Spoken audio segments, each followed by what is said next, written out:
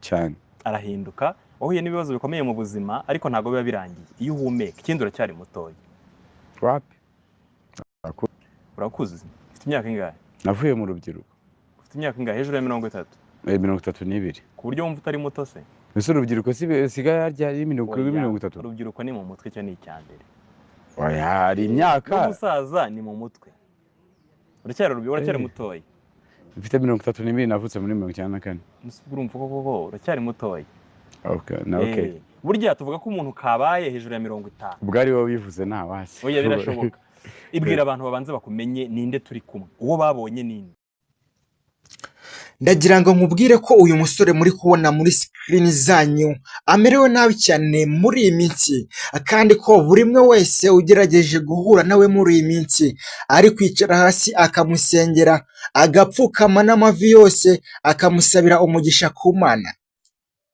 Abenshi muri kumubona ku mbuga nkoranyambaga zitandukanye ariko ntabwo muzi ubuzima yaciyemo, ntabwo muzi ngo bimeze bite, ntabwo muzi mbese ngo niki kiri gutuma akomeza kugaragaza amarangamutima ko afite ikibazo gikomeye cyane. Ubundi si umusore ni muntu ki? Uyu musore ubundi yize kaminuza arayisoza ariko ageze hanze ubuzima bukomeza kumukaranga binyujije muri ya mvugo yo muri iyi myaka.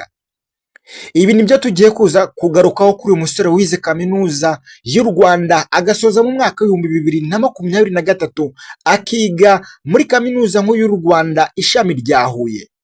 Niwe tugiye kugarukaho twibanda ku buzima bwe ndetse n'ibintu byinshi yahuye nabyo hanze akimara kuva ku ntebe y'ishuri.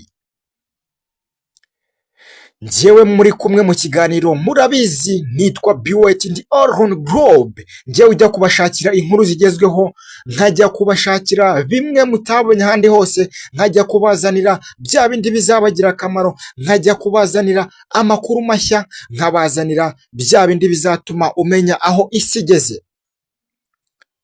Niba turi kumwe rero mu kiganiro ndagira ngo umanze ushyire umusingi wawe, umanze utereho support kandi subscribe kuri iyo buto, uraba udufashije kandi tuzaza dukomeza kuguha amakuru yizewe atariho ivumbi.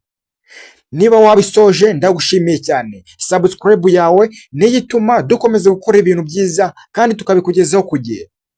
boss avuye kuri moto mbona Ubundi uyu musore mubona muri screen zanyu nkuko nabiyabwiye yize amashuri atandukanye, atangirira ku mashuri abanza agera ku mashuri ya secondary, amashuri yisumbuye agera university nayo arayisoza.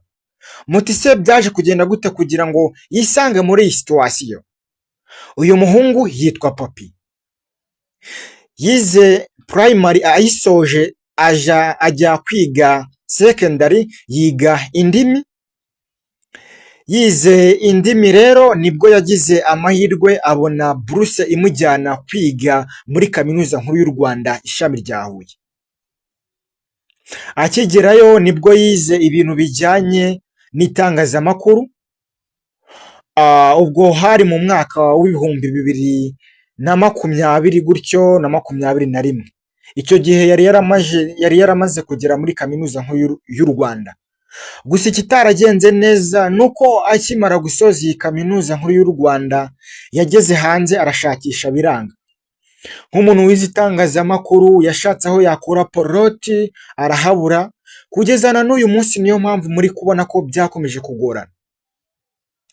Gusa icyo atangaza muri iyi minsi nuko yatangarije bamwe mu babashije kumugeraho bakamubaza byinshi bitandukanye ku buzima bwe, avuga ko akimara gusoza kaminuza yagiye gushaka hanze, ashaka ibiraka, ashaka akazi arapurayinga ariko feedback ntizaza kugenda neza.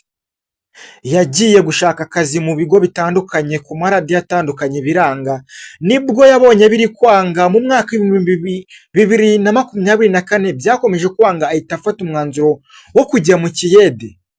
Mu Kiyede biranga, cyangwa se mu Kiyede aragomeza arashakisha birangira nabwo agiye ku mihanda, ubu akora akazi k'ubukarani. Hahandi yivugiye ngo iyo mbonye umumotari aparitse nta wancikana ikiraka cyo gupakura umuzigo nkamutwaza.